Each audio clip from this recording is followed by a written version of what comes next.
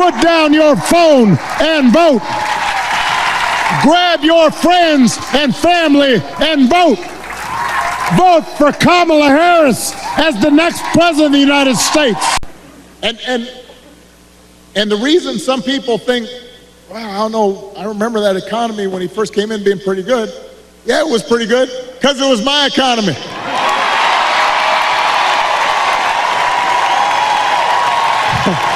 We had 75 straight months of job growth that I handed over to him. It wasn't something he did. I had spent 8 years cleaning up the mess that the Republicans had left me the last time. So just in case everybody has a hazy memory, he didn't do nothing except those big tax cuts. That was former President Barack Obama in the important swing state of Pennsylvania setting the record straight, like only he can, talking about the absolute truth that Donald Trump did not see any economic successes, that Donald Trump actually only oversaw economic failure, and the only promise he kept during his 4 years in the White House were giant tax cuts for his wealthy friends and for giant corporations. And if he were to be re-elected, it would be more of the same, more tax cuts and more economic catastrophe. And that was not the only incredible takedown of Donald Trump that clearly has him very angered, and of course we're going to get into that. But this was an incredible speech from Barack Obama. And Donald Trump is obviously not upset with President Barack Obama. And like I said, we are going to get into all of that. But before we do, if I could quickly ask you to leave a like on this video, and if you want to be a part of this community, we're building on this channel, go ahead and hit that subscribe button. It goes a long way and really means the world to me. Now let's get into more of this incredible speech from Barack Obama. Constant attempts to sell you stuff. Who does that? Selling you gold sneakers and $100,000 watch and most recently a Trump Bible. He wants you to buy the Word of God, Donald Trump edition. He got his name right there next to Matthew and Luke. I mean, you could not make this stuff up. If you saw it on Saturday Night Live, you'd say, well, no, that's going too far. No, he's doing that.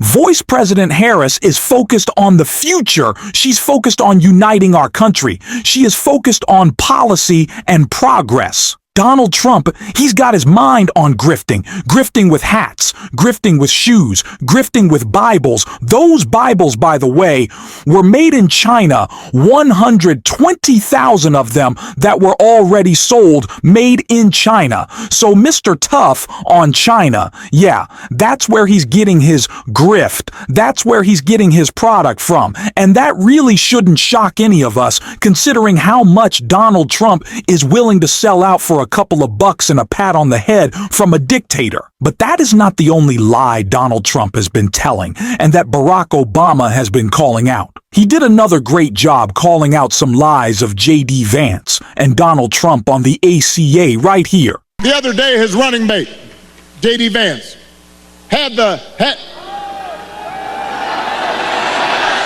gotta vote. The other day, his running mate had the nerve to say, Donald Trump salvaged the Affordable Care Act. Donald Trump spent his entire presidency trying to tear it down. And by the way, he couldn't even do that right. And now, 8 years after he was elected, when he was asked about what he was going to do, he says he's got concepts of a plan for how he'd replace it. How much more and how much more blatantly could they possibly lie? Like Barack Obama said, it was the mission of the Trump presidency to attack and destroy the Affordable Care Act well, what was his plan to follow up with it? What was he going to do to replace it? Oh, I think he had some concepts. Is that what it was? He didn't even have concepts back then. He didn't care. He just wanted to attack President Obama's extremely popular agenda. That is all he has in mind, again, for his second term if he were to Win It Project 2025 isn't about just putting Trump's toes in the government, but it's about having them take our government apart bit by bit and making sure people who need help cannot get it. Because that's what Donald Trump is about, serving himself and no one else. And it's the reason Donald Trump has been especially furious at President Obama for getting called out by him. I think it's been really since the DNC, since we saw this bit happen, that Trump has been so upset. And we saw just how angry he is and was with President Obama today in this clip right here. If I were named Obama, I would have had the Nobel Prize given in 10 seconds. He got the Nobel Prize. He didn't even know what the hell he got it for. Remember, he got elected. Well, so did I. He got elected and they announced he was getting the Nobel Prize. Remember, he said, "Oh, what did I do?" He didn't know what the hell he did. He got the Nobel Prize for doing nothing, for getting elected. But I got elected too. And, if I think of that, we did something, the Abraham Accords, unprecedented. Nobody thought it was possible. And I'm not saying want or not. I'm just saying if it was anybody else,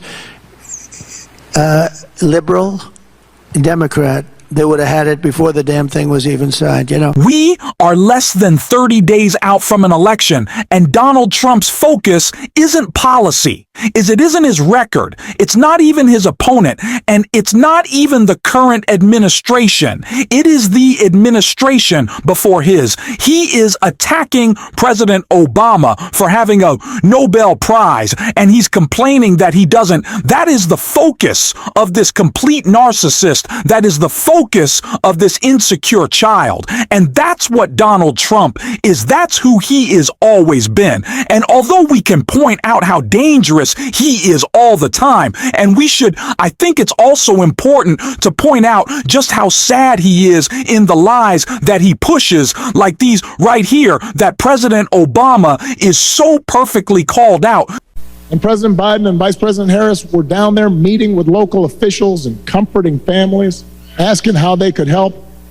And Donald Trump at a rally just started making up stories about the Biden administration withholding aid from Republican areas and siphoning off aid to give to undocumented immigrants. Just made the stuff up.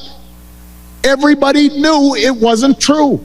Donald Trump's lies are dangerous, they are destructive, and they do not take into account who they may hurt and who they may affect. He just lies for his own good and for his political benefit. It's the only thing he's focused on. And that is why the fear-mongering continues to get worse and worse and darker, as President Obama pointed out right here. Trump, concepts of a plan.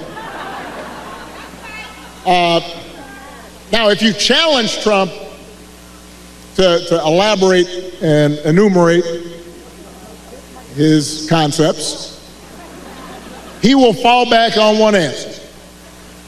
J.D. Vance does the same thing. Doesn't matter what the issue is, housing, healthcare, education, paying the bills. Their only answer is to blame immigrants. They want you to believe that if you let Donald Trump round up whoever he wants, by the way, and ship them out, all your problems will be solved. Now, we've got real issues at the border. We are a nation of laws and a nation of immigrants. We have to make sure it's fair. There are communities at the border that can be overrun. We've got to actually solve a problem. These people don't know how to solve problems. Donald Trump and J.D. Vance can only complain. They're just like the MAGA majority in the House of Representatives that is leading us to have the least productive ACVE Congress in history. Why? Because they can't get anything done. They don't want to get anything done, because then what could they complain about? They can't point to successes because they don't have any, don't know how to make them. So they only talk about failure. And you know what? The failure failure is almost always their fault, and that is why we have to continue to call them out. President Obama finished out the speech with such a great closing message. Let's take a look. And the good news is that you have candidates to vote for in this election that demonstrate that kind of character, who know what real strength looks like, who will set a good example and do the right thing and lead this country better than they found it. So, Pennsylvania, that is the choice in this election. It's not just about policies that are on the ballot. It is about values, and it is about character. So whether this election is making you feel excited or scared or hopeful or frustrated or anything in between, do not just sit back and hope for the best. Get off your couch and vote. Put down your phone and vote. Grab your friends and family and vote. Vote for Kamala Harris as the next president of the United States. This is the message we will continue to drive home. I am so excited to see President Obama out on the campaign trail being an incredible surrogate for VP Harris. I'm sure we will be hearing more from him, and I'm sure we'll be hearing a lot more complaining from Donald Trump, and we're going to be covering all that on this show. And so if you want to stay up to date on that, as always, you can hit that subscribe button, you can leave a like on this video, and if you're stuck around to the end, drop a blue heart in the comments, and until next time, I'll see you soon.